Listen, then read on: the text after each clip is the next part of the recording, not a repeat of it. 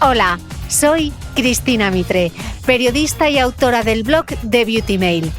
Bienvenido a este nuevo episodio de mi podcast, un espacio semanal en el que entrevisto a grandes expertos de la salud y el bienestar para que aprendamos juntos a vivir mejor.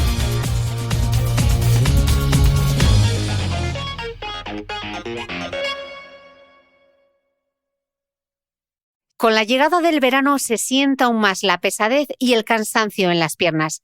Esto se debe a que el calor provoca una dilatación de los vasos sanguíneos y su consecuencia es que la sangre se acumule y se retenga más líquido en las piernas. Incluso pueden aparecer calambres, hormigueos o dolor inespecífico. Por eso, nuestro mecenas de junio es precisamente Cedraflón, una crema para piernas cansadas con una triple acción muy interesante. Alivia, refresca e hidrata. Cedraflón es también ideal para después de correr o hacer tu entrenamiento de fuerza. No sabéis cómo lo agradecen mis piernas. Gracias, Cedraflón, por apoyar las buenas historias. Y atención, porque a mitad de este episodio compartiremos algunos consejos que pueden aliviar la sensación de piernas cansadas.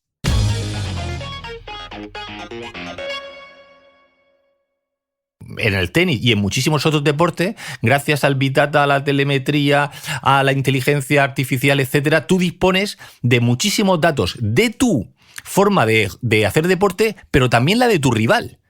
Y sabes cómo va a reaccionar en cada momento, sabes en qué momento del partido cómo va a reaccionar, si va ganando, si va perdiendo. Y eso ahora mismo en el deporte de élite se analiza gracias al progreso científico y sobre todo al progreso tecnológico.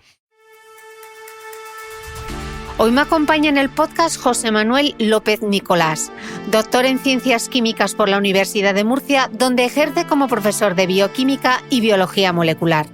Es autor del premiadísimo blog Escientia, una de las mejores bitácoras de la divulgación científica. Mi invitado tiene dos pasiones, la ciencia y el deporte. Y como no hay mayor placer que hacer aquello que nos gusta, este científico ha dedicado su tiempo a escribir un libro titulado La ciencia de los campeones, del que vamos a hablar hoy. Os adelanto que a partir de ahora vais a mirar el deporte de élite con ojos nuevos, porque entre muchísimas curiosidades vamos a descubrir nanotecnología en la raqueta de Nadal, Big Data detrás de cada golpe de Carolina Marín y química en las uñas, el pelo y el maquillaje de Ona Carbonell. Y también vamos a saber por qué el famoso gol de Iniesta en el Mundial de Sudáfrica es un ejemplo de cómo convergen las matemáticas, la geometría y la topografía en un campo de fútbol. Y al terminar la entrevista, mucha atención a los ejemplos y las advertencias de este investigador sobre algo que puede extrañar, pero que es muy real: la anticiencia que se esconde en el deporte de alta competición. ¿Preparados? ¿Listos? ¡Ya!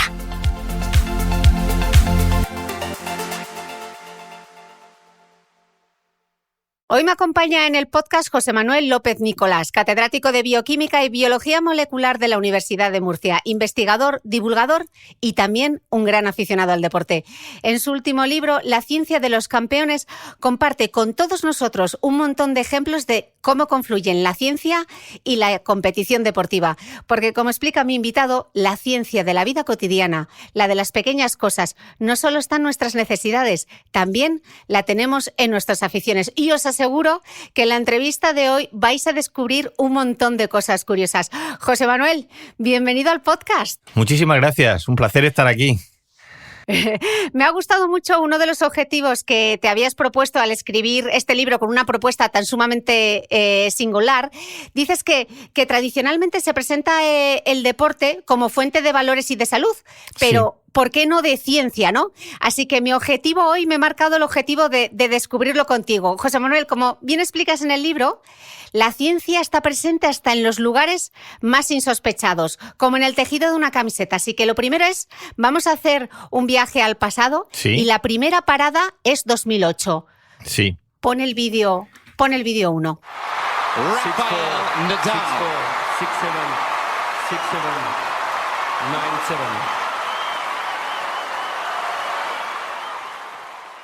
9-7. Yo lloré con ese partido. Es la final de Wimbledon de 2018. Sí. El mejor partido de tenis de la historia. Sí, está catalogado como uno de los mejores partidos. Me emocioné muchísimo. Yo soy un amante del tenis tremendo. Yo esta mañana a las 8 de la mañana estaba jugando al tenis. Llegué anoche de Madrid a las 12 de la noche y a las 8 estaba jugando al tenis. Y creo que esa final, claro, yo la veía con los ojos de un aficionado al deporte, pero también con los ojos de un científico. Siempre he dicho que en una cancha de tenis hay más disciplinas científicas que en la mayoría de los laboratorios. Que allí podemos ver.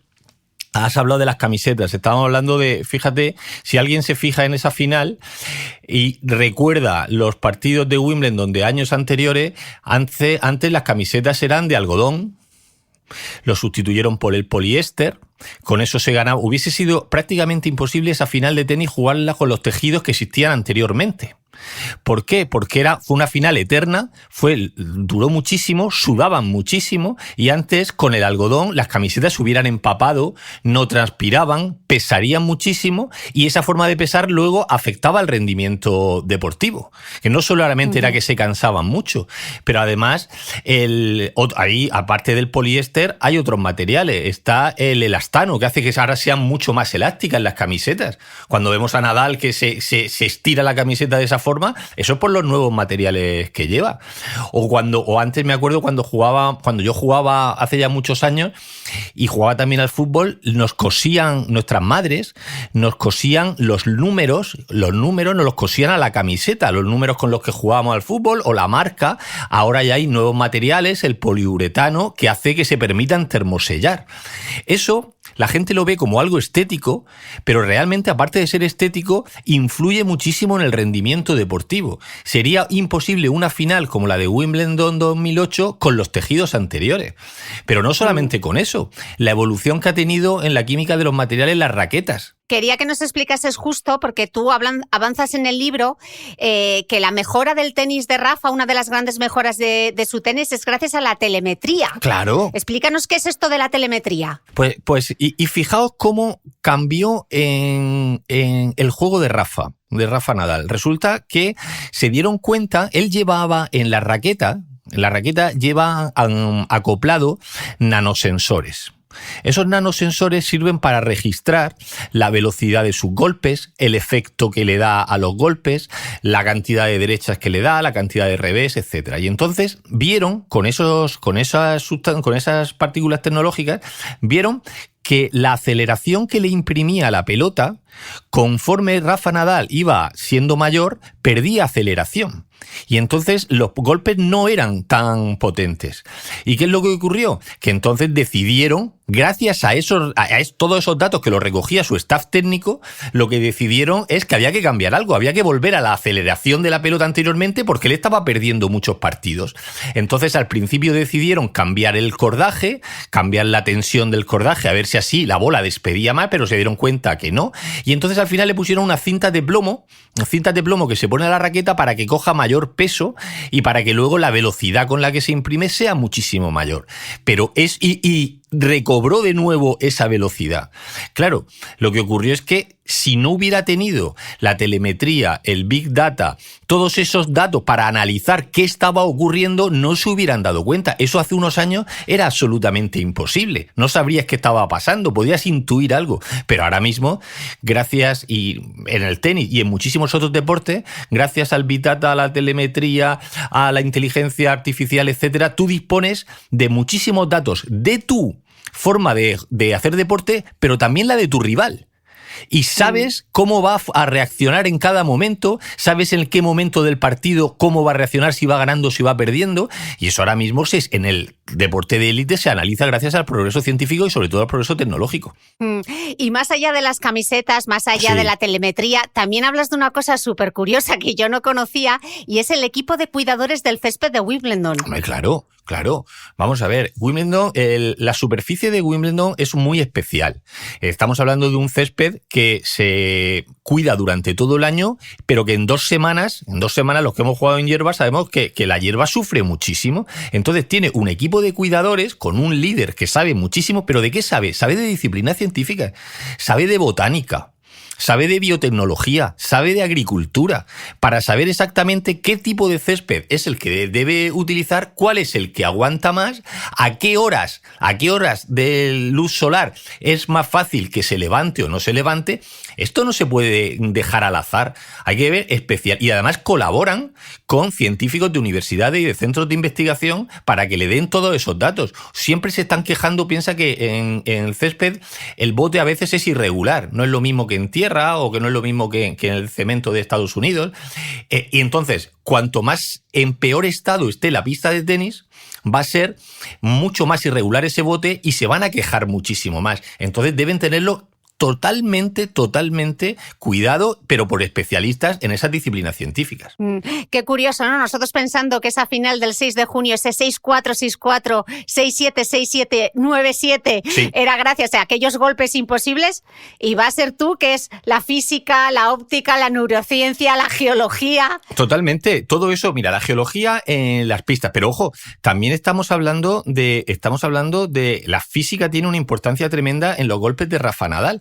Y ocurrió una cosa luego en el Open de Australia que fue tremenda, porque en ese partido de la final de 2008, Rafa Nadal, como en él es habitual, lifta muchísimo la pelota, la lifta mucho y consigue unas revoluciones por minuto muy grandes. ¿Y qué ocurre? Que la bola bota, pero bota muchísimo. Como bota muchísimo, castigó continuamente el revés de Federer. La bola le botaba muchísimo, los que jugamos al tenis, es muy difícil, y lo castigó todo el partido. ¿Pero qué ocurrió? Fíjate, y eso utiliza mucho el efecto Magnus en física, por lo cual al darle un efecto muy fuerte a la pelota y un giro muy especial por un lateral, se crea una diferencia de presiones entre los dos lados de la pelota y el famoso golpe, el banana shot de Rafa Nadal, que parece que la bola se va a ir lejísimo y de momento entra. Eso es gracias a la física. Pero ¿qué pasó en Australia?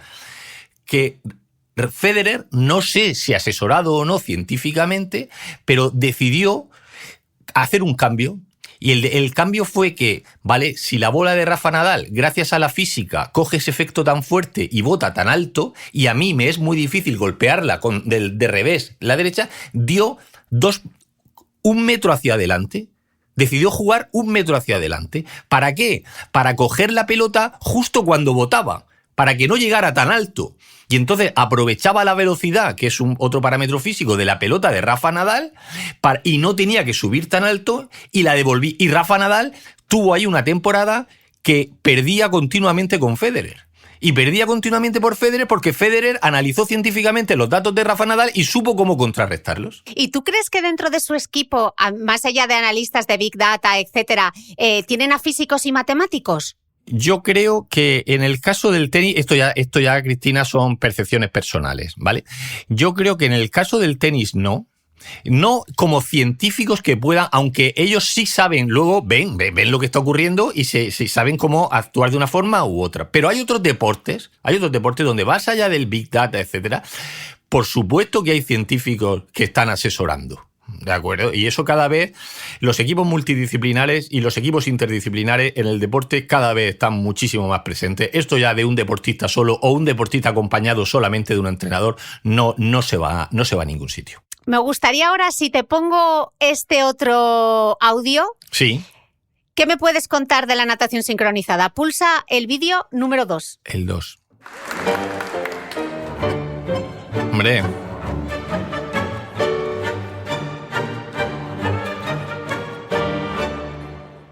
La comparsita. Este es uno de los tangos más famosos de la historia. Y que también fue súper famoso en Londres en 2012. Claro. Que, como escribes bien en el libro, pasará a la historia del olimpismo español como los Juegos Olímpicos de las Mujeres. Y esa fue precisamente la canción que escogieron Andrea Fuentes y Ona Carbonell. Exacto. Para llevarse la medalla de plata. Sí. En aquel dúo fantástico, ¿no? Nos hablas de la natación sincronizada y dices en el libro que es una de las disciplinas deportivas más exigentes, donde la ciencia y la tecnología tienen muchísimo que decir. Yo, antes de entrar en esos detalles, quiero que me hables de las gominas, porque cuando lo he descubierto en tu libro fue: por fin alguien me explica qué es lo que se ponen para que resista el agua. Esas gominas que utilizan las nadadoras, sí, esos maquillajes, esas uñas de porcelana, no hay nada al azar. Cuéntanoslo. Evidentemente. Una de las cosas que más nos llama la atención, aparte de las posturas que adoptan en el agua, es y además los jueces luego lo catalogan muchísimo, es pues la imagen visual. Entonces, vemos, por ejemplo, que tiene el maquillaje que le queda perfecto, que acaba la competición y sigue totalmente. Ahí hay química por todos sitios. Son maquillajes resistentes al agua, no es un maquillaje cualquiera. Esos maquillajes llevan una serie de tintes especiales que hacen que, pues eso, que el agua no los disuelva. Pero eso lo tenemos en nuestra vida cotidiana. Ahora cada vez más se está utilizando en las cremas solares, en los protectores solares, para que cuando nos bañemos esa protección solar la sigamos teniendo. Pasa exactamente igual con las nadadoras. Pero fíjate una cosa también son las uñas de porcelana y las uñas acrílicas que utilizan. ¿Por qué? Porque hacen esas piruetas tan espectaculares y entre ellas se cogen muchísimo. Se agarran, se tiran, se sueltan y están continuamente en contacto. Si no utilizaran esas uñas especiales, que se va buscando la estética, se romperían muchísimo, se rompen muchísimo y no quedaría tan bonito. Pero luego, algo que siempre nos llama mucho la atención es el pelo, que lo llevan totalmente fijado, que no se les mueve absolutamente nada. Bien, pero hasta el punto, fíjate que un pelo que se quede suelto luego es mal puntuado por parte de los jueces. Para eso utilizan una gomina muy especial, unas gominas con colágeno y unas gominas que proceden del pescado y son las que se utilizan en muchísimos alimentos. Es exactamente lo mismo porque hace como un pegamento especial que utilizan para que quede totalmente fijo. Y hay una cosa que también me fascina, que son los bañadores de la natación sincronizada. Y ahí hay algo, había una entrenadora española, se llamaba Tarrés, que participó fue la seleccionadora española durante muchos años, que siempre intentaba innovar desde la tecnología. Entonces utilizaba bañadores que, por ejemplo, se le acoplaban luces LEDs, para que en determinados momentos brillara y se iluminara el bañador. Es decir, todo eso que evidentemente, ojo, no sería posible llegar a donde llegaron Carbonell, donde llegó Mengual, donde llegó el equipo, sin su habilidad deportiva, evidentemente. Pero al final, fíjate que yo siempre digo que hay dos palabras, Cristina, que me gusta hablar mucho de ellas, que son valor añadido. El valor añadido.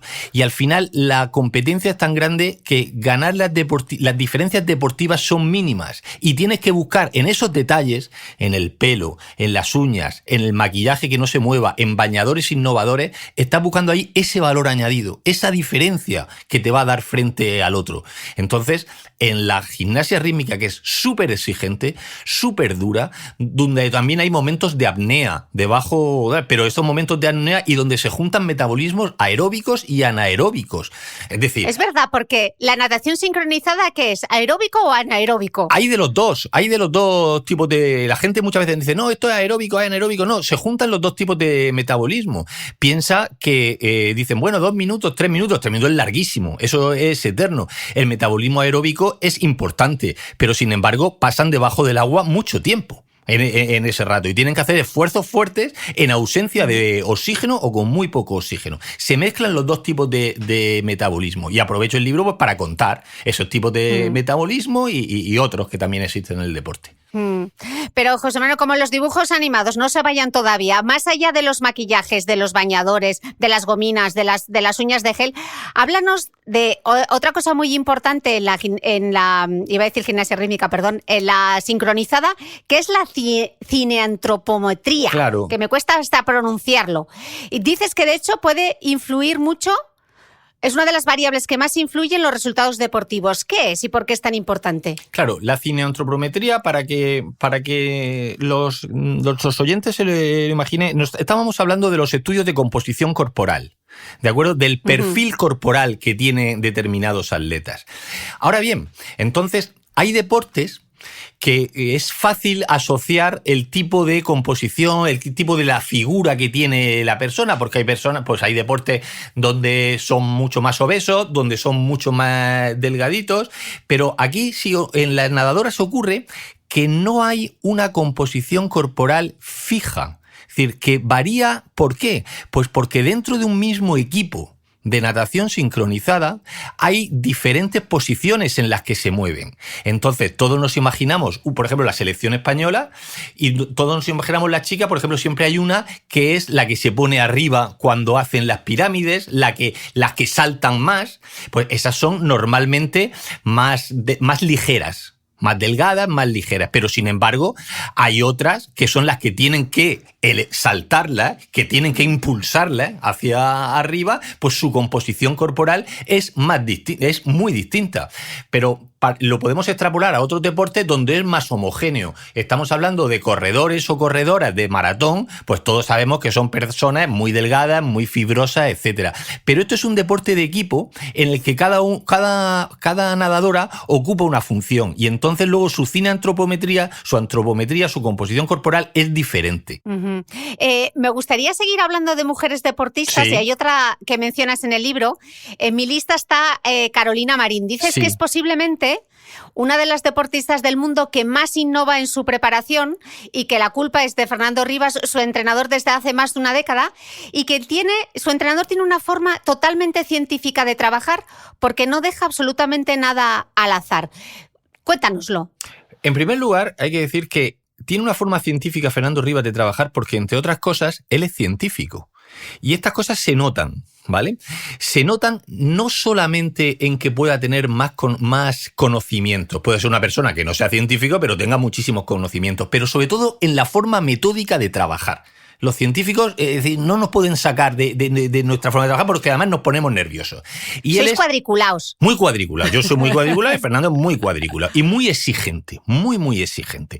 Entonces él, para empezar, se rodea de otros científicos en su equipo. Se rodea, por ejemplo, de ópticos. ¿De ópticos para qué? Porque, claro, el volante del bádminton, para poder seguirlo y a esas velocidades, que el volante coge las velocidades en deportes de raqueta mucho más que el tenis, incluso. Entonces hay que estar bien preparado ópticamente.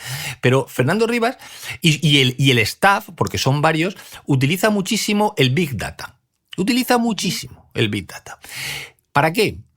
Recoge los golpes, recoge la forma de trabajar, recoge cómo reaccionan las rivales ante la derrota y ante la victoria. Cuando va, por ejemplo, una rival por delante en el marcador, saben perfectamente cuáles son sus golpes más potentes.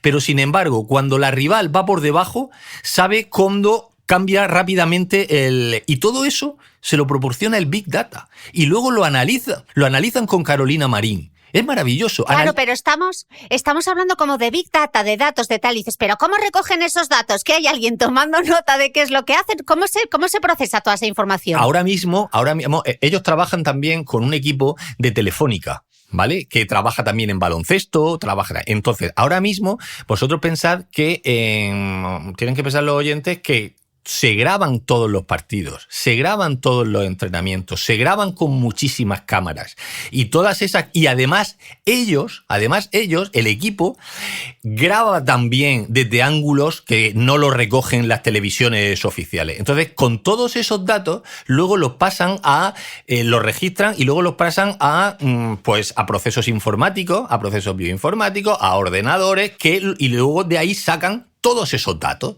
Entonces, son registrados por cámaras de televisión, son procesados por programas informáticos y luego son registrados y analizados, pues ya nos los dan según lo que nosotros queramos. Y estamos hablando de millones de datos. No conozco otro deporte como el bádminton en el cual se obtengan más datos de los partidos y más se estudien por parte de los equipos. Carolina Marín sabe perfectamente cómo va a reaccionar su rival, si va ganando, si va perdiendo, si está desesperada o no.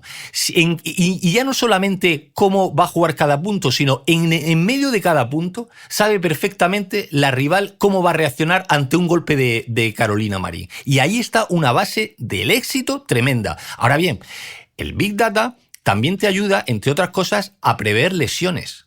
No solamente a jugar mejor. Saben perfectamente todos esos datos que tú estás recogiendo, pues luego los que estás recogiendo con las cámaras y ya los análisis que te hacen, tus estudios corporales, si realmente tienes más posibilidades de caer lesionado porque tienes alguna parte de tu cuerpo que se está resintiendo, entonces frenan los entrenamientos, deciden dar más horas de descanso. Y en otros deportes, el Big Data, para extrapolar, piensa que sirve, lo comento en el capítulo del béisbol, sirve para hacer equipos. Es decir, tú quieres hacer un equipo nuevo y dices tú, vamos a ver, ¿cuáles son las posiciones que necesito reforzar? Tal posición. Pues el Big Data te da cuáles son los jugadores posibles que se pueden fichar para ese tipo de posición, que a lo mejor no son los más famosos, pero en base a todos los datos que te da el Big Data, la inteligencia artificial, de qué es lo que tienes que reforzar, al final te dice, ¡paf!, este jugador es el que tú necesitas. Y lo fichas. ¿Qué ocurre? Pero ahí, y en la historia del deporte hay muchísimos casos, tú tienes que confiar en el Big Data. Tienes que decir, y sabes que vas a recibir críticas, porque puede ser que te gastes un dinero en un jugador o una jugadora que no son famosos. Es un baloncestista, en un futbolista, en una jugadora de balonmano que nadie la conoce, pero el Big Data te ha dicho eso y sabes luego que va a recibir críticas en los medios de comunicación, pero tienes que ser fiel a la ciencia y fiel a la tecnología. Y eso está revolucionando el mundo del deporte. Ahora bien, ¿qué ocurre? Que como tradicionalmente no se ha utilizado, pues levanta críticas de los medios de comunicación, de tus propios aficionados, pero hay que cambiar ese chip. Igual que en la vida tenemos que cambiar ese chip hacia el progreso científico-tecnológico, en el deporte igual. Claro, pero seguro que pasa, José Manuel, que hay quien dice, se pierde todo el romanticismo del deporte, ¿no? Pero, ¿por qué? Nunca lo he entendido eso. Vamos a ver, aquí hay que ser prácticos. Si el romanticismo es, voy a fichar un jugador, me voy a gastar un dinero y a ver este jugador o esta jugadora si me sale bueno o me sale malo. Vamos a ver, el deporte se ha convertido ahora en un negocio tremendo. Podría gustarnos otra cosa, pero no es así. Pero eso, Cristina, es como, fíjate, eso es cuando a mí me gusta mucho la cocina y utilizo la ciencia en la cocina. Entonces la gente me dice, bueno, pero es que se pierde la magia. Si sabes realmente lo que va a pasar, por lo que tú has dicho, ojo, no. Te digo que el conocimiento, tanto el ejemplo que te estoy poniendo de la cocina como en el deporte, supera con creces esa pérdida de la magia. El saber, tú, ahora si adiciono esto va a pasar esto. Si ficho a este jugador va a pasar esto. Si ficho a esta jugadora, la sensación placentera que te da el conocimiento, incluso, voy a utilizar una palabra, pero hay que entenderla bien, la manipulación que tú hagas de los sistemas gracias al conocimiento, eso da una sensación de placer tremenda. Dices, tú ahora voy a hacer algo que a nadie se le ocurriría, lo hago, y fíjate los resultados. Ayuda a avanzar el deporte también, ¿no? A ir más allá de las cosas que creíamos que era un límite, ¿no? Exactamente. Y eso es un tema que abordo también mucho en el libro. Porque, y voy en contra también de lo que dice mucha gente. Siempre nos hemos establecido límites. Y entonces, de momento decimos, bueno, vale, ahora las nuevas tecnologías permiten llegar mucho más lejos. Entonces la gente dice, ya, pero eso es doping tecnológico, por ejemplo. Eso no. No, vamos a ver. Esto ha existido siempre. Y yo no lo llamo doping tecnológico, yo llamo doping al uso de sustancias prohibidas, pero las tecnologías han ido avanzando. Y cosas que ahora vemos tan corrientes como una pista de atletismo, el tartán de una pista de atletismo, nadie se le ocurre decir que eso es... No. Pero hubo en su época que se montó la mundial, las pértigas, los palos de las pértigas. Hubo gente que empezó a utilizar palos de pértigas mucho más, que habían progresado mucho más. Pues oye, yo lo veo eso lo veo totalmente... no se le puede poner vallas al campo. Y eso es lo que ocurre. Ahora, dicen, bueno, pero es que tienen que correr, por ejemplo, si estamos hablando de corredoras, tienen que correr todos en las mismas condiciones. Sí. ¿Tienen que utilizar todas las mismas zapatillas? Hombre, pues oye, toda la vida, si uno utiliza unas zapatillas y el otro unas zapatillas peores, no sé por qué se le tiene que prohibir al de las zapatillas mejores. Una cosa es que tú te dopes, que utilices sustancias que estén prohibidas, pero si no, no le veo ningún problema. Seguimos con las chicas, José Manuel. Nos toca ahora hablar de Ruth Beitia o cómo analizar el salto de altura desde la perspectiva de la ciencia. Aquí vamos a agarrarnos. Sí. Yo creo que te veo haciendo te voy a proponer que, no sé, de cara a los Juegos de Tokio, sí, te hagas una retransmisión transmisión por Twitch o algo contándonos todas estas cosas que estás compartiendo en el podcast, pues que es tremendamente interesante. Pero bueno, que me enrollo. Volviendo a Ruth, José Manuel, para los que cateábamos física en BUP, o sea, de mi perfil, explícanos esto del salto de altura desde la perspectiva de la física, pero para que lo entendamos. ¿Por qué es tan sumamente complicado lo que hace Ruth? Sí, es uno de los deportes desde el punto de vista científico y desde el punto de vista de la física más exigentes. ¿Por qué? Porque tú tienes que, primero, fíjate cómo, voy a contar, hay muchísimas cosas, pero voy a contar algo que es muy curioso. Incluso me sorprendió, he disfrutado mucho escribiendo el libro porque, claro, me apasiona y se nota el deporte, pues he ido buscando información, vídeos, en mi casa me decían, con la excusa del libro te tiras aquí con la televisión bloqueada, horas y horas viendo... Bueno, pero fijaos lo que ocurre. Lo que ocurre en el salto de altura es que hubo un momento que al principio se saltaba de una forma muy distinta a la que se salta ahora, ¿vale? Se saltaba de forma ventral, por encima del listón, pero no lo abordabas de espaldas, se abordaba de frente, ¿vale? Pero hay un punto, hay algo que se llama el centro de masas en física. Y el centro de masas que es, tú imagínate, Cristina, que toda tu masa se condensara en un solo punto, ¿vale? Eso sería tu centro de masas. Bien, ¿qué ocurre? Que los centros de masas, cuanto más bajo esté el centro de masa de determinado movimiento, de determinado proceso, va a ser más fácil saltar por encima del listón. ¿Y qué ocurre? Que hubo una persona que se llamaba Dick Fosbury que creó un sistema de saltar, el salto de altura, de forma que es la que conocemos todos, de que vas corriendo, que ahora contaré alguna cosita, y luego saltas de espaldas, ¿vale? Pero de forma, fíjase, y esto se van a quedar muertos porque cuando yo lo descubrí también me impresionó, es que en todo momento el centro de masas está por debajo del listón. Y uno diría, pero que era diferente a los sistemas anteriores, que todo siempre estaba por encima. Y uno diría, pero ¿cómo va a estar el centro de masas por debajo del listón si Ruth Beitia salta por encima del listón? Ya. Pero fíjate que te vas curvando en la espalda, las piernas todavía las tienes colgando, y entonces la suma, por decirlo de alguna forma, un físico diría, esto no es la suma, pero para que no se nos entienda, la suma de todo, de las manos, el cuerpo, las piernas, etcétera, estaría siempre por debajo del listón, porque la parte que supera el listón es muy pequeña.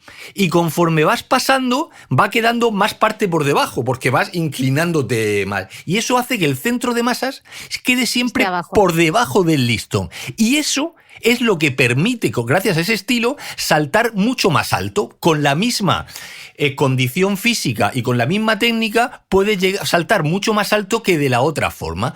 Pero aparte, fijaos cómo la carrera normalmente, cuando se va haciendo la carrera, se hace de forma curvilínea, no se acercan de forma recta. Y además, no solo curvilínea, sino que se fijen nuestros oyentes cómo van con la espalda como ya arqueada, va entrando con la espalda arqueada. ¿Por qué? Porque eso ayuda a otra magnitud física que se llama el momento angular.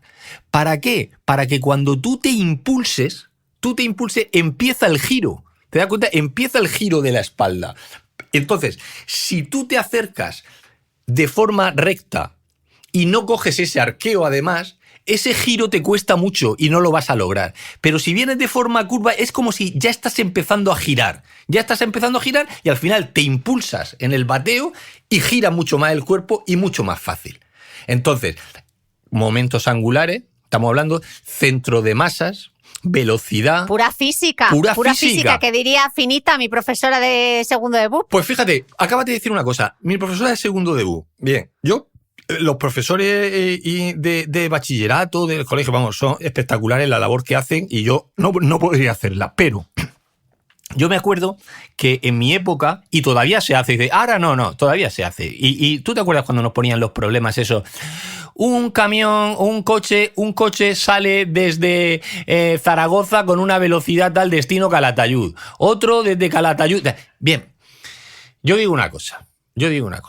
¿Y tú no crees que utilizando ejemplos para el mismo concepto, pero utilizando a Michael Jordan, utilizando a Ruth Beitia, utilizando a Michael Phelps, utilizando a Carolina Marín, para explicar el mismo concepto, ¿no podría despertarse muchísimo la atención del... No digo que tenga que ser toda la asignatura así, pero puntualmente yo creo que sí. Yo creo que sería maravilloso. Por eso has dicho tú, como mi profesora. Claro, pero si a mí me lo hubieran contado de esta manera, pues a lo mejor... No lo sé. Pues igual hubiese hecho ciencias. Pues a lo mejor, no sí. A lo mejor hubiese despertado a mí una vocación científica. Claro. Quizá, quién sabe, ¿no? Es una de las cosas que persigue también la ciencia de los campeones, despertar vocaciones científicas. ¿Vale? Despertar vocaciones científicas entre los más jóvenes diciendo, oye, que el deporte es lo que tú has comentado anteriormente, una fuente de valores, una fuente de salud, pero ¿por qué no una fuente de ciencia y de conocimiento científico? Y entonces continuamente lo intento. Hablando de la física, bueno, Sí. seguro que esto te lo han dicho. Es que no has incluido no sé quién, pero Bueno. me sorprendió, de hecho, con Ruth Beitia, el salto, otra disciplina que es súper física en todos los sentidos, es la gimnasia deportiva. Yo estaba pensando en estos saltos tan espectaculares de Simone Biles, Claro. ¿no? ¿Por qué decidiste no meter? Ya sé que no podías meter todo, porque hablas hasta del béisbol, pero Simone, la verdad que si hay una deportista que ha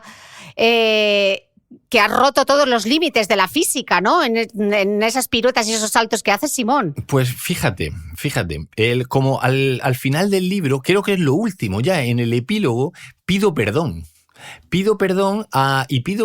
sobre todo a todos aquellos deportistas que han hecho grandes gestas y que no han podido ser incluidos en el libro. Y además que digo que afortunadamente, porque afortunadamente eso significa que ha habido muchísimo, ¿de acuerdo? Pero, Simón, ¿qué es lo que ocurre? Porque muchos conceptos, y lo pensé mucho, igual que Nadia Comaneci, porque muchos conceptos, desde el punto de vista de la física, incluso desde el punto de vista de las matemáticas, de sus saltos, habían aparecido ya en muchos otros capítulos. No, lo que pasa es que Simón los recoge a todos los conceptos en un salto. Pero como esos conceptos, cuando cogí la tabla, digo, vale, podíamos hablar de momento angular, podíamos hablar de potencia, podíamos hablar de velocidad, podíamos hablar de acrobacia, pero esos han sido ya tocados.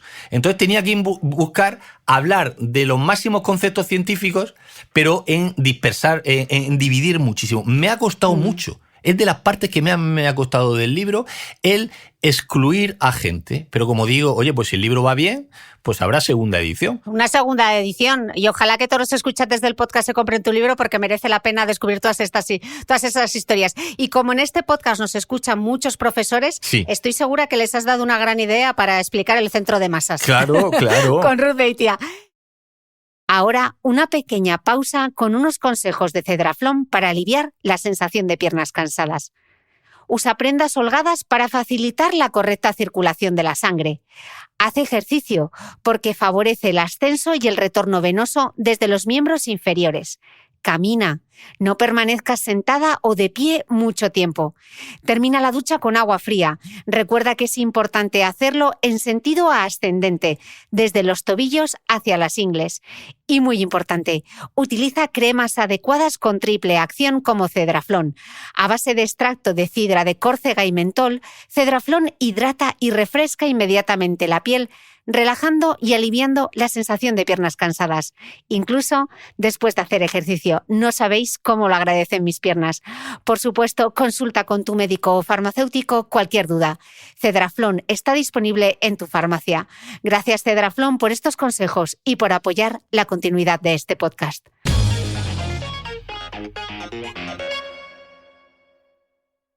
José Manuel, uno de los capítulos, iba a decir episodios, parece que estoy viendo Netflix, uno de los capítulos más divertidos del libro es esa conversación onírica, ese sueño que tienes de tu conversación con Tiger Woods sobre sus dolores de espalda. Y es que me viene al pelo ese capítulo, porque no sabes la de veces que me han preguntado a mí en redes si la suplementación con colágeno sirve para algo. Así que, José Manuel, te cedo la palabra. ¿Sirve? Mira, yo no me ando con medias tintas. La que me sigue mi trayectoria sabe que no sirve. Pero no sirve, pero ojo, Cristina, que quede una cosa clara. no es que lo diga José Manuel López Nicolás. Existe una agencia, la Agencia Europea de la Autoridad Europea de Seguridad Alimentaria. Y esa agencia europea es el organismo oficial más importante, el mayor, en el campo de la alimentación.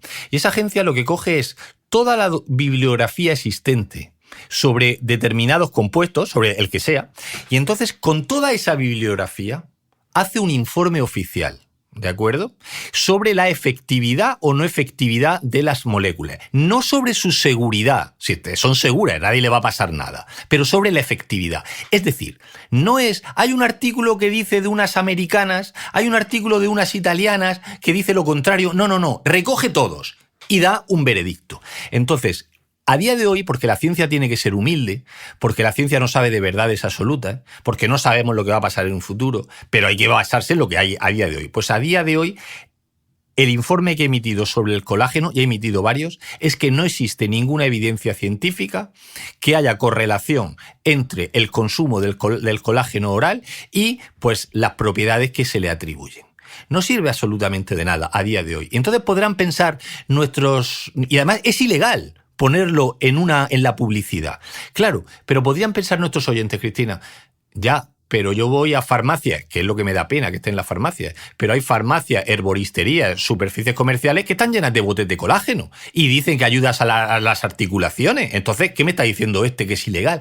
Ya, pero si se dan cuenta, nuestros oyentes, esos botes de colágeno van siempre acompañados de otro mineral. Van a comer, el colágeno es una proteína, van acompañados o de vitamina C o de magnesio. Porque la vitamina C y el magnesio sí se les permite decir que ayuda a las articulaciones. Entonces, si se le quitara la vitamina C o el magnesio, no podrían decir nada, sería ilegal. De hecho, si se le quita el colágeno, puede seguir diciendo lo mismo, porque lo importante es que esté la vitamina C. Pero para que se hagan una idea a nuestros oyentes, es que la sociedad española consume entre un 200 y un 300% más de la vitamina C necesaria. Entonces, ¿tú para qué te quieres comprar un bote de colágeno con vitamina C si el colágeno no sirve para nada y si vitamina C a estas horas vamos ya totalmente por las nubes? Es absurdo, pero se está consumiendo y por deportistas se consume muchísimo. Pero eso es lo que hay. ¿Y el magnesio tendría sentido? Y el magnesio, fíjate, tampoco. Porque no lo consumimos tanto como la vitamina C, pero magnesio no presentamos carencias de magnesio y el magnesio luego tú lo puedes encontrar en muchísimos otros tipos de productos. Entonces, si resulta de productos de la dieta tradicional que hay en todos sitios y además mucho más barato. Entonces, pues ¿para qué quiero estar aquí comprándome colágeno con otros ingredientes cuando el colágeno o el hialurónico, que también se utiliza mucho para las articulaciones, no hay evidencia científica? Hay informes negativos sobre su efectividad y los otros minerales o las otras vitaminas las tengo por todos sitios. Es ridículo, pero las campañas de marketing están ahí. Y es marketing legal, es legal, pero el problema es la reglamentación. Siguiendo con la suplementación, en el libro hablas también del cannabis y lo cierto que en cosmética se empieza a hablar mucho sobre el uso del cannabis. ¿Qué ventajas ofrece a los deportistas suplementarse con productos como aceites, bálsamos que contengan exactamente cannabidiol? Sí, ojo. Explícanos qué es el cannabidiol y cuál es la diferencia, a ver si lo logro pronunciar, con el tetrahidrocannabinol. Claro, porque esos son dos principios, lo has dicho muy bien, porque esos son dos principios activos que están dentro del cannabis, de la marihuana, están los dos.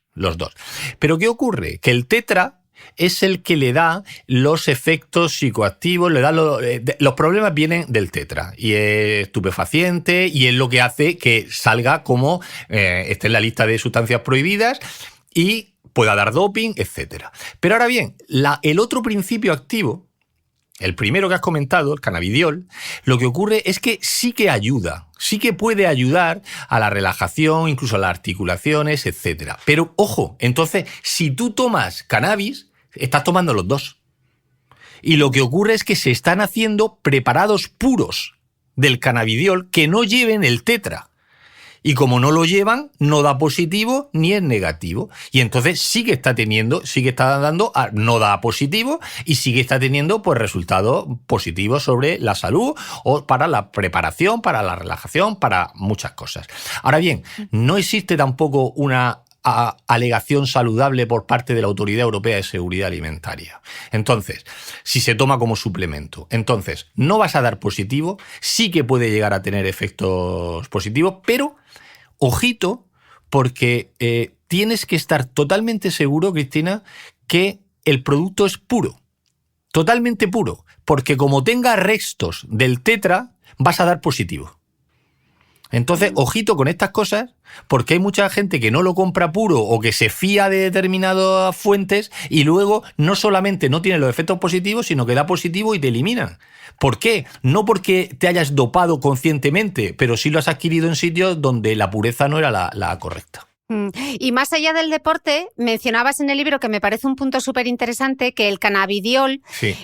como se usa para reducir la inflamación y el dolor, que se está estudiando como potencialmente para tratar enfermedades autoinmunes como el Crohn, el lupus y una enfermedad de la piel que es la psoriasis también. Sí, y además se está estudiando y los estudios que hay hasta ahora sobre esas patologías son bastante positivos y bastante prometedores, ¿eh? No, ahora, queda mucho por investigar en este campo.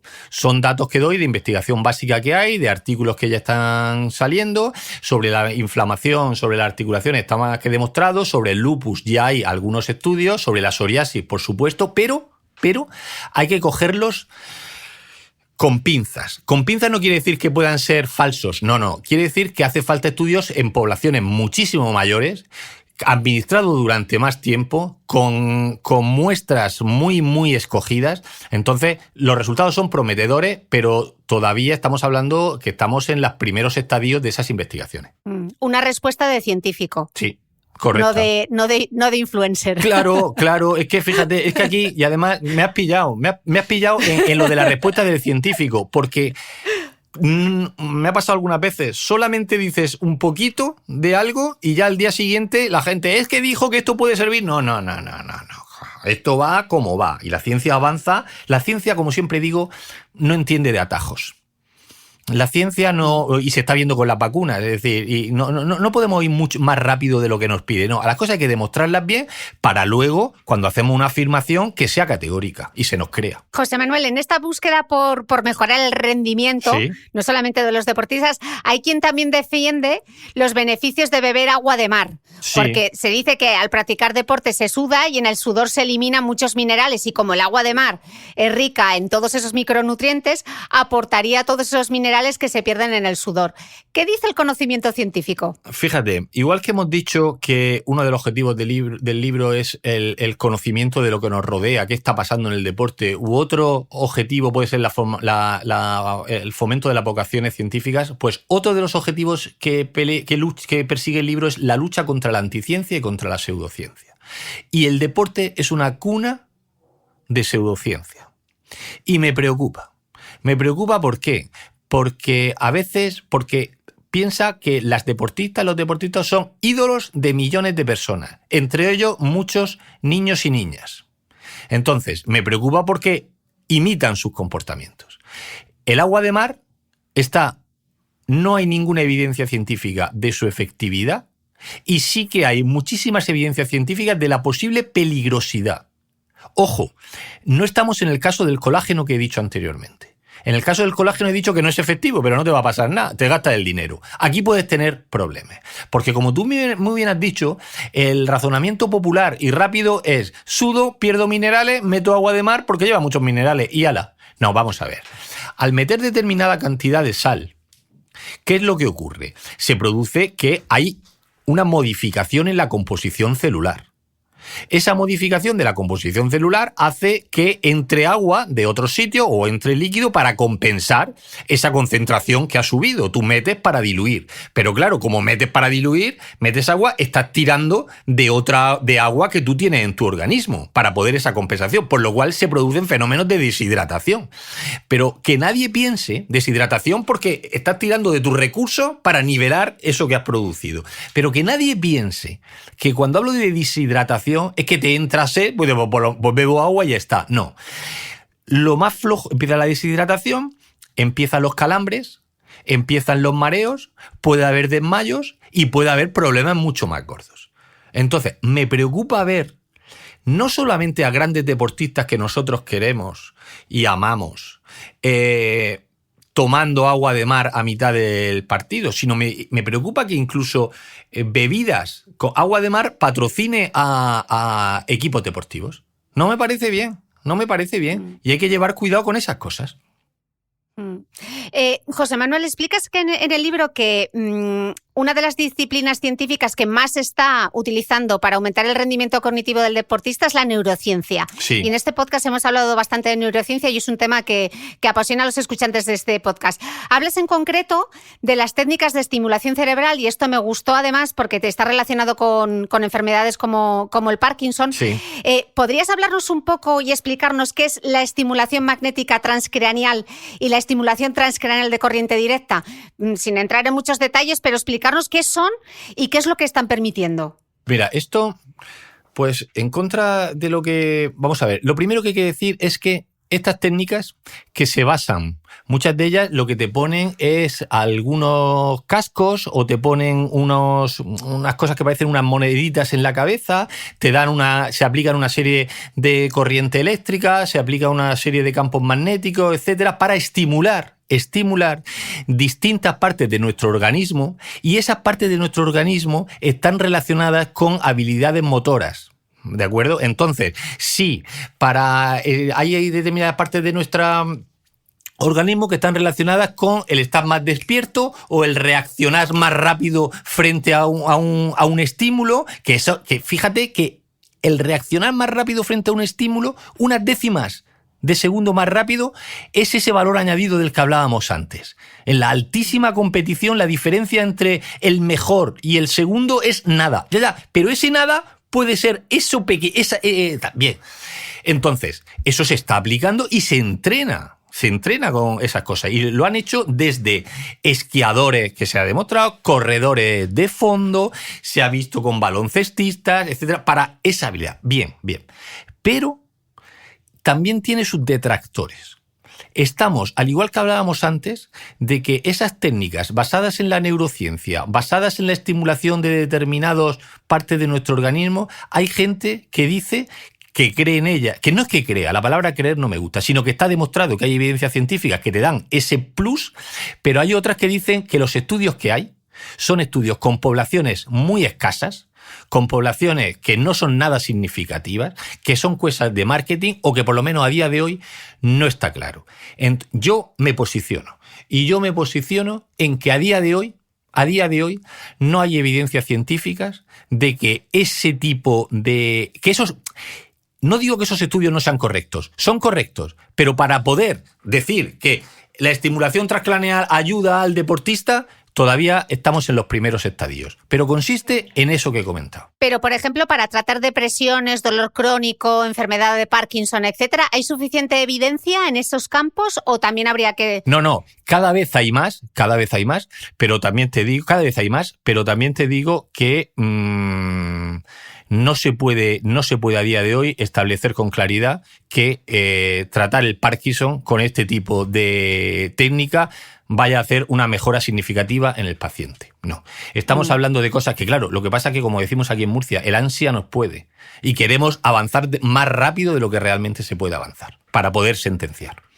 Pero yo no entiendo, pero Cristina, yo no entiendo, hay gente que eso lo entiende como doping tecnológico. Yo no lo veo así. Yo no lo veo así como un doping tecnológico. Se puede hacer eso y igual que otras. Yo no critico esas técnicas ni creo que deban ser. De hecho, ahora mismo no lo son, porque no están registradas por la agencia antidopaje, pero se pueden utilizar. Pero a día de hoy no está tan claro. Es a nivel cognitivo. Es como que un corredor, si tiene flojo los cuádriceps, trabaje más el cuádriceps o el isquiotibial, ¿no? Con determinados ejercicios, con electroestimulación o con lo que sea, ¿no? Al final... Eso es lo que te he dicho al principio, de que no se le puede poner valla al campo, de que, oye, cada uno pues lo hace de la forma que crea conveniente, pero si fíjate lo que está pasando con las zapatillas y fíjate lo que está pasando en un capítulo que se lo dedico a lo que está pasando con Caster Semenya, con todo el tema de la Bueno, entonces, vamos a ver, eso se considera doping, pero sin embargo, Michael Phelps, que también hablo de él en el libro, cuento de Michael Phelps, que parece ser, porque yo no he tomado la analítica, pero parece ser, bueno, está claramente establecido que si nadas por debajo del agua, por decirlo de alguna forma, puedes avanzar más rápido que por arriba. Pero cuando nosotros estamos nadando por debajo del agua, llega un momento que nos pide salir a la superficie a coger oxígeno. Entre otras cosas, porque nosotros tenemos unos quimiorreceptores que hace que necesitemos ese oxígeno porque nos lo pide el cuerpo ya. Pero resulta que Michael Phelps, esos quimiorreceptores dicen que no los tiene, que los tiene deteriorados, por lo cual no tiene esa necesidad tan rápida de salir y puede nadar más tiempo por debajo del agua. ¿Eso es doping o eso no es doping? Que Miguel Indurain, que tiene un corazón tal, entonces, ¿eso es doping o eso no es doping? Es decir, nadie nos lo hemos planteado nunca. Para mí no es doping, pero entonces lo otro, ¿por qué sí que se considera? No lo tengo, no. Hay mucha polémica de la que hablar. Es un debate muy interesante, pero te quiero poner el tercer vídeo porque toda España, aunque no sepa ver un fuera de juego como es mi caso, sí que se acuerda de este gol. Dale al tercer vídeo. Vamos. Le cae a Cesc Fábregas. Vamos, Fábregas para Iniesta. ¡Iniesta! ¡Chuta Iniesta! ¡Gol! ¡Gol! ¡Gol! ¡Gol! ¡Iniesta de mi vida! ¡Gol! Bueno, a mí se me han puesto los pelos de punta otra vez. Es que es como volver a revivirlo, ¿no? Yo siempre digo que hay momentos en la vida, Cristina, que todos sabemos dónde estábamos. ¿De acuerdo? Momentos, algunos felices, otros no tan felices, pero todos sabemos dónde estábamos. Y ese día yo creo que todo el mundo sabe dónde estaba cuando ocurrió lo de Iniesta. Y se me ponen los pelos de punta. Pero ese gol, desde que empieza la jugada hasta el final, el gol de Iniesta es un compendio de disciplinas científicas. Por ejemplo, vamos a poner alguna, ¿no? Primero se juega en un campo perfecto, en unas condiciones perfectas. Si no, no podía. Claro, pero eso te lo da la biotecnología, te lo da la botánica, te lo dan los sistemas de riego. Si no, eso sería imposible. Pero tú fíjate, si se fijan bien, por ejemplo, cuando Jesús Navas coge el balón y empieza a correr por la banda, hay un jugador holandés que le tira de la camiseta, pero la camiseta se estira y él sigue corriendo. Eso es una molécula que se llama elastano, una molécula química. Y sin esa molécula química no se estiraría. Y si no se estira, se queda, el jugador no puede seguir corriendo, ni mucho menos. Hay otra cosa, que es que al principio Iniesta recibe el balón en el medio campo y nadie sabe por qué, de momento, de tacón, le da de balón tacón y venía un jugador. Bueno, y un jugador español, Cesc Fábregas, y se lleva el balón. Bien. Pues resulta que existen unos sistemas de entrenamiento en los cuales se entrena la visión periférica. De forma que sin estar mirando de frente al jugador al que le vas a dar el balón, tienes una habilidad para saber por dónde viene cada uno de tus compañeros. Y eso allí lo demuestra. Pero luego sigue la jugada. Es decir, afortunadamente, cuando llega, fíjate, voy a decir una cosa, llega al niño Torres y centra el balón, y lo centra de pena. Digo afortunadamente porque nos cayó el rechace, pero la física, el efecto Magnus del que estábamos hablando anteriormente, está muy presente en ese último lanzamiento. Y cuando Iniesta golpea el balón sale con una velocidad tremenda. Y de hecho le dobla, por eso entra y el portero no lo puede parar. Ya, pero la gente dice, la potencia, no. Y la química de los materiales de las botas que hay ahora le imprimen al balón una velocidad que antes no existía. Entonces, en ese campo de fútbol, o el balón, el famoso Jabulani, que fue muy criticado por la aerodinámica que tenía. Entonces, yo utilizo en clase el gol de Iniesta para hablar de la multidisciplinaridad científica. Para explicar, y he dado conferencias, Cristina, que duran hora y media para explicar 45 segundos. La disposición de los jugadores de la selección española en el campo, de aquella selección española, yo siempre he defendido que fue campeona del mundo gracias a la geometría y a las matemáticas. Siempre lo he defendido. ¿Por qué? Porque Pep Guardiola, cuando fue entrenador del Barça, ya le venía de Johan Cruyff, pero él lo perfeccionó. Tenía un sistema de juego que no sé si se basaba en científicos o no sé si yo creo que no, pero disponía los jugadores en el campo utilizando los diagramas de Voronoi, utilizando las combinaciones de Delaney, que lo que hacía, para que los oyentes nos entiendan, ponía a los jugadores, cada uno en un sitio del campo, de forma que siempre, si hacían el pase correcto, para eso estaba la calidad, siempre iba a llegar al balón antes un jugador de tu equipo que un jugador del equipo contrario. Y eso es matemática, geometría, y está más que demostrado con teoremas, con los diagramas que he dicho de Voronoi. Por lo cual, ¿qué nos pasó en aquel mundial? El famoso tiki-taka ese del que hablaban, el famoso tiki-taka, lo que ocurría es que los jugadores contrarios no llegaban al balón. Y llegaba siempre la selección española y tenía porcentajes de posesión de balón del 80%, del 90%, porque los otros jugadores no llegaban, los de otros equipos, y eso eran las matemáticas. Y otra disciplina científica que influyó muchísimo en esa victoria y en ese mundial, que se habla poco, Cristina, y por eso lo meto mucho en el libro, la psicología. La psicología en el deporte es una de las disciplinas científicas. Si tuviera que elegir 3, una sería la psicología.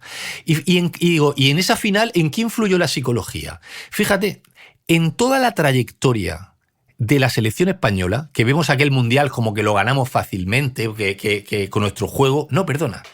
Todos los partidos fueron 1-0, 2-1, 1-0, la final 1-0. Bien, pues hay que estar preparados psicológicamente para en partidos de esa tensión saber llevar esos marcadores tan ajustados.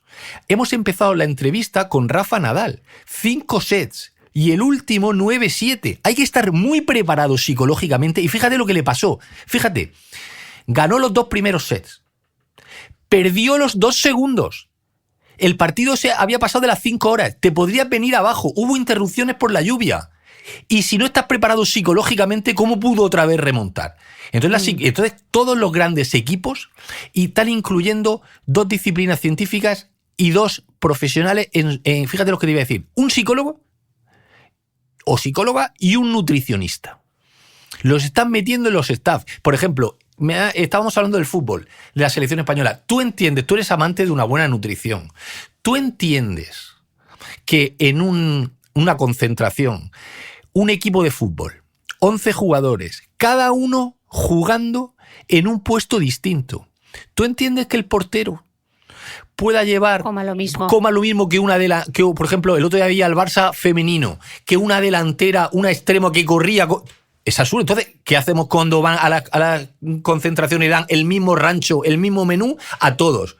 Eso no puede ser. La nutrición personalizada, a la cineantropometría de la que hablamos anteriormente, pero también a la actividad física que vaya a desarrollar. Un central de 1,90 no es lo mismo que un extremo de 1,70.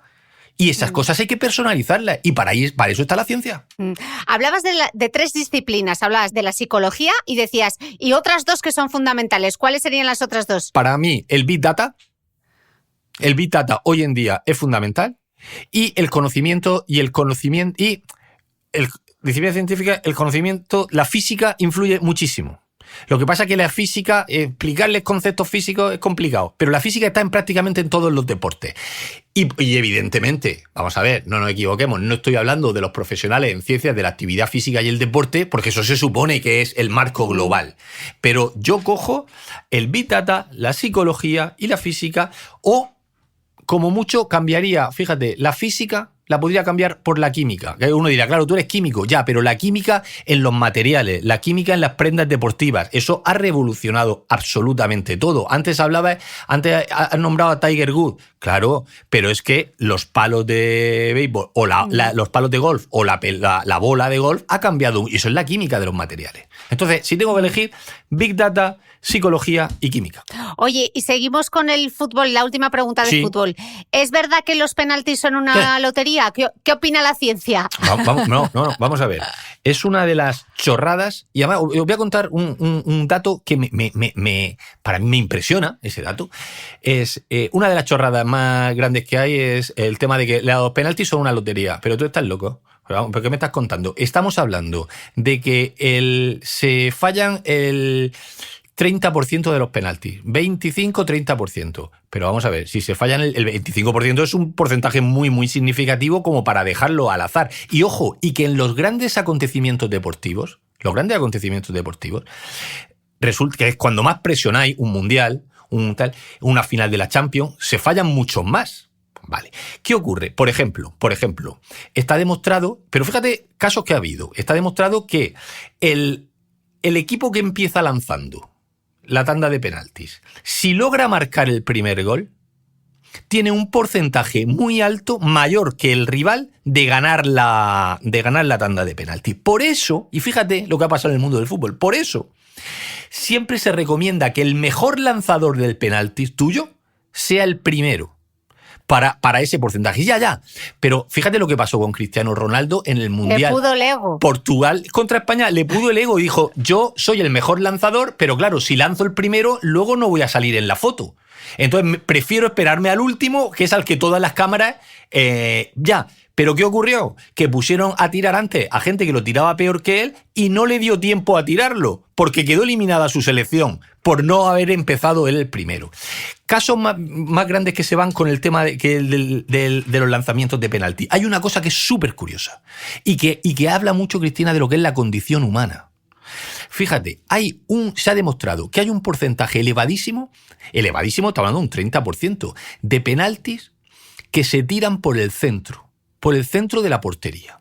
Eso lo saben los futbolistas. Hay matemáticos, que los conozco yo, matemáticos de altísimo nivel que asesoran a selecciones y a equipos de la Champions, equipos españoles, equipos ingleses y tal. Y les dicen, ojo, hay un 30% de penaltis que se tiran por el centro. Bien, si yo soy portero, digo, bueno, un 30% significaría que de 10 penaltis, al menos 3, por decirlo de alguna forma, me voy a quedar por el centro, pues me voy a quedar quieto, a ver si me viene aquí. Bien, pues el porcentaje de porteros que se quedan en el centro, sabiendo que hay probabilidades, es bajísimo. Y dices tú, pero vamos a ver, si sabes que hay un 30%, ¿por qué no te quedan más veces? ¿Sabes por qué? Por el miedo al ridículo.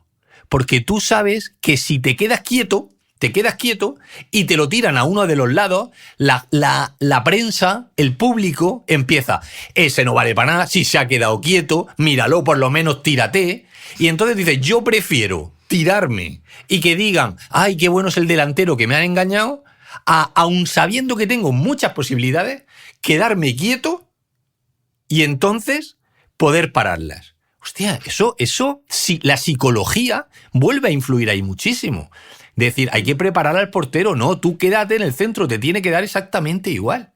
Y todo eso está más que preparado. Sí, para que los oyentes lo sepan, si en la final del Mundial de España, que ganó, y lo cuento en el libro, llegamos a la tanda de penaltis, hubiésemos perdido.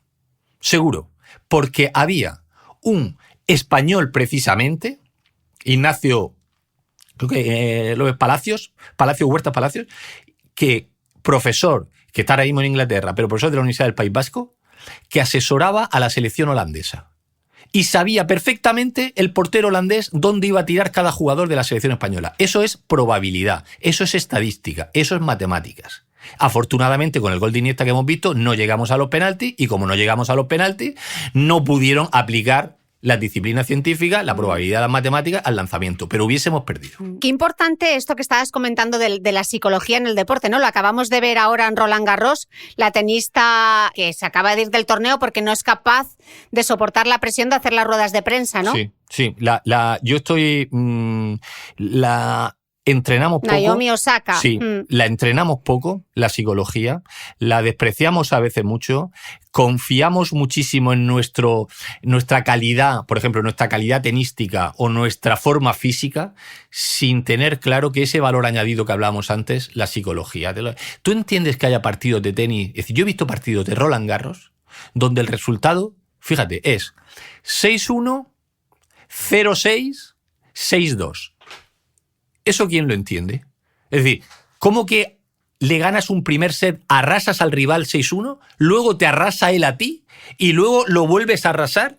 Eso psicológicamente no es entendible. O eres mejor o eres peor. Hombre, una cosa que puede haber pequeños detalles, pero esto no puede ser. Ahí la psicología hace muchísimo. El venirte abajo. Y hemos visto partidos donde han estado involucrados jugadoras españolas, vi uno hace poco, donde un pequeño fallo en una pelota que tenías para ganar el partido, te vienes abajo y no das una más. Hay que entrenar muchísimo más la psicología. Psicología, física y matemáticas, que decimos. José Manuel, para cerrar el libro, ya para cerrar también esta entrevista, en el libro haces una reflexión que me parece súper importante traer hoy al podcast. ¿Sí? Dices que no conoces una herramienta mejor que la divulgación científica para crear una sociedad libre, Sí. entendiendo la libertad como la toma de decisiones basada en el conocimiento y no en mentiras o fraudes. Tú defiendes que los divulgadores, que los periodistas, los investigadores luchemos contra las pseudociencias, pero que a veces no es suficiente. Y por eso me gustaría que nos hablaras, porque yo desconocía esta campaña y me gustaría acercarla a los escuchantes del podcast, la campaña comprueba.es. Y este informe preliminar sobre todas esas técnicas con pretendida finalidad sanitaria, de las que se han estudiado, se han analizado 139 y ya se sabe que hay 73 que no tienen ningún aval científico, entre ellas la hidroterapia de Colom, y que luego todavía quedan 66 prácticas restantes que se van a estudiar de manera individual, como la acupuntura, la aromaterapia, la naturoterapia y un montón de cosas más. Háblanos un poco de esto y por qué lo reservas para el final y por qué para ti es importante. Es crucial. Has dicho la frase que utilizo mucho: no conozco ninguna herramienta como la divulgación científica para hacernos personas más libres. Nuestros oyentes podrán decir, sí, yo soy libre porque yo voy a un centro comercial y compro un producto de estos para suplementación deportiva, etcétera, el que me dé la gana. Yo entiendo la libertad como la toma de decisiones basada en el conocimiento. Si no basado en el conocimiento, te está basando en mentiras, fraude, engaños, marketing, etcétera. Entonces, tú con ese conocimiento decides sí o decides no, pero no basándote en otras cosas. Bien, ¿qué es lo que ocurre? Que, Cristina, en este país somos muy románticos. Y cuando nos dicen, ¿qué prefieres, la educación o la prohibición? Entonces decimos, prohibir nunca, hay que educar. La prohibición no, educar. No estoy de acuerdo en estos temas de los que estamos hablando, no estoy de acuerdo. Educar siempre, siempre. Pero paralelamente hay que prohibir y perseguir determinadas actitudes pseudocientíficas que pueden ser peligrosas. Porque de nada sirve la educación. De nada sirve escribir el libro, dar conferencias, la tele, tus programas. De nada sirve si ahí fuera sigue la mentira en los centros comerciales, hablando de productos, o en clínicas, por decirlo de alguna forma, donde se dan todas esas terapias que tú dices. De nada sirve. Educando llegamos hasta donde llegamos, pero si no prohibimos, hay mucha gente que sigue. ¿Qué es lo que ocurre? Que entonces aplaudí, y las cosas como son, pero que me da igual el partido político que lo haya implantado, es que es lo de menos. Aplaudí, pero ahora viene la segunda parte, que es la que me preocupa. Aplaudí la campaña que ahora mismo existe del gobierno español de, oye, prohibir determinadas terapias, clarísimo, de analizarlas, estudiarlas, ver la evidencia científica que hay, y si no hay evidencia científica, fuera. Y ya está, no solo con la educación, prohibición. Entonces, en la campaña Comprueba, me gusta la primera fase. La primera fase es, ya, esas que tú has comentado, muchas de las que has comentado, se ha demostrado que no, por lo cual están prohibidas. No se puede... Ojo, prohibir no solamente basta con prohibir, basta con perseguir, observar si se está, perseguir, y si realmente lo siguen practicando, multar, y multar ejemplarmente. Pero, ¿qué es lo que me preocupa? Me preocupa la segunda fase. La segunda fase es, está tardando mucho. Estamos tardando mucho en conocer el veredicto sobre un montón las que quedan. ¿Y qué es lo que pasa? Y hay muchas ahí que son de risa, pero bueno, están todavía en el stand-by a ver qué ocurre. ¿Qué es lo que pasa, Cristina? Que cuanto más tarden, realmente las estás amparando. Porque ellas pueden decir, las clínicas que las practican los defensores, pueden decir, oye, están bajo estudio. Todavía no hay un veredicto negativo. O sea que tú puedes estar aquí criticándomelas todo lo que tú quieras, pero el defensor tiene donde agarrarse. Tiene que agarrarse al están en estudio, no tienen un no como las primeras. Cuando salga el estudio, pues ya se verá, cuando salga el informe definitivo. Pero entonces, ¿por qué no sale el informe definitivo? Que ya es mucho tiempo. Porque eso se le está dando, no sé si me estoy explicando, se le está dando cancha. Entonces, educar siempre, prohibir, hay que llevarlo, pero si te pones, tienes que llegar hasta el final. Porque si no es peor que si no te hubieras puesto. Porque le estás dando la cobertura de que ellos, yo he hablado con muchos de ellos y dicen, hasta que no salga, pues yo estoy ahí, la puedo practicar y no me puedes decir que es pseudociencia porque hay otras que sí lo son y así han sido manifestadas, pero yo todavía estoy en estudio. Eso, pero hay que... Entonces, lo puse para mí es muy importante, porque fíjate, y le dedico un capítulo en el libro, fíjate que el cupping, las ventosas, como una especie de ventosa, ¿no? Correcto, las ventosas que ahora han salido mucho, han salido Benzema, Michael Phelps las puso de moda, Neymar, un montón de gente. Las ventosas, las tiritas estas que te ponen, las kinesotape que te ponen de colores, etcétera. El agua de mar. Hay muchísimos deportistas que las emplean. Y muchísimos niños y niñas que viendo a sus deportistas, pues ¿qué es lo que hacen? Pues los imitan. Y ojo, que eso, yo siempre digo una cosa, que es lo mejor que te puede pasar con la pseudociencia es que te estafen. Lo peor es que además de estafarte, te maten. Entonces, yo no digo que esas te vayan a matar, ni mucho menos, pero hay terapias que si te estafan y pierdes un dinero, pues mira, es lo mejor que te puede pasar. Pero ojo que te pueden dar lugar a un problema de salud. Y eso hay que perseguirlo. O abandonar tratamientos tradicionales, ¿no? Con el caso del cáncer, por ejemplo, que pasa bastante. Y cada vez está pasando más. Entonces, fíjate, una palabra tan de moda como natural. ¿Qué es lo que ocurre? Pero ojito, porque la gente se ríe, una técnica de marketing, pues ya hay estudios sociológicos que muestran cómo de tanto usar en alimentación la palabra natural, 100% natural, ingredientes naturales, ya hay personas que le tienen tan metida la palabra natural que lo extrapolan al mundo de la medicina. ¿Y qué es lo que ocurre? Que te están dando un tratamiento, tú dices para el cáncer, combinas, porque eres amante de esas terapias, pero bueno, me pongo quimioterapia, tratamiento farmacológico y con terapias naturales. Bueno, pues mientras sigas así, pero de momento empiezas a mejorar y esos estudios demuestran como cuando tú empiezas a mejorar, ¿cuáles son las primeras que te dejas de lado?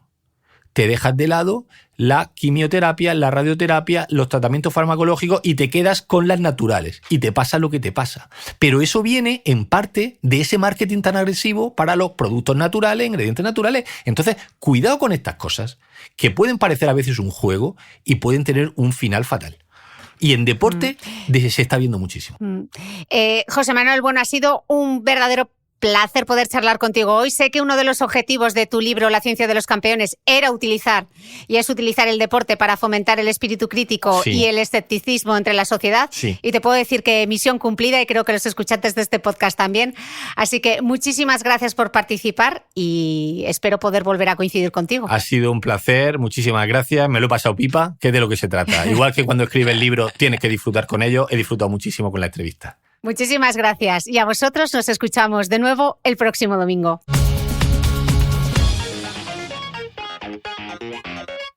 No olvides que todas las notas de este capítulo están en mi blog de beautymail.es.